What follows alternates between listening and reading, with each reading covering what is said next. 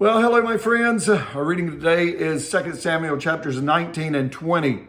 And in chapter 19, we find David giving pardons to some of those who done him wrong when he fled Jerusalem, escaping from his son Absalom.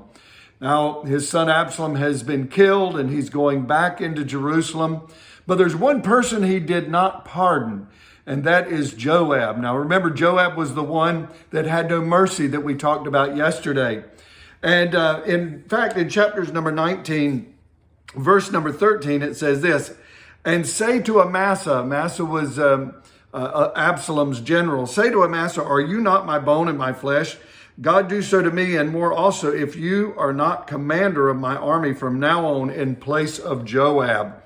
But we see here that as we read that Joab, in his ruthlessness, he ended up murdering Amasa.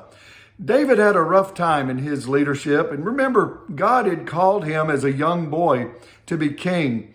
But I was thinking as I read through the scripture of his life, Saul chased after him before he became king.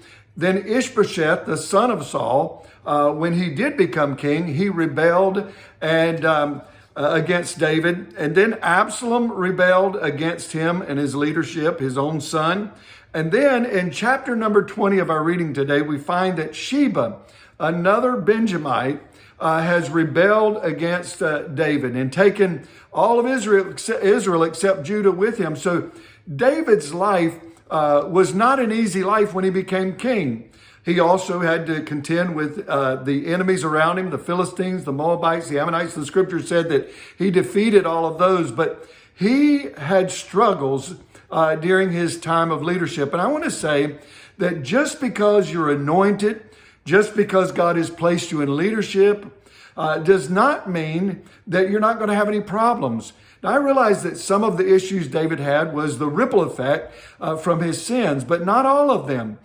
Just because God has called you, just because you're a believer, just because you're a Christian, doesn't mean you're not going to have any problems. The enemy's going to come against you, and you're going to also be tested in numerous ways, but we've got to be faithful to God. If we're faithful to Him, He will bring us victory. He will help us. His word says He never leaves us nor forsake us. So I encourage you, friend, let's be faithful to God and not expect, listen, we can't expect life to be all comfortable because the enemy will come against us and there also will be testing and trials.